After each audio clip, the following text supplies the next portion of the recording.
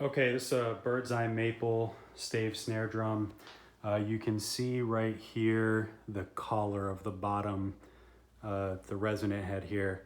I cut the edges after cutting the holes for the hardware. So because of that, the resonant head comes right up here to where the hardware is.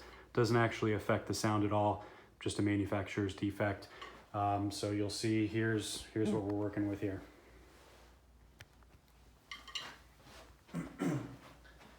So tuned fairly high.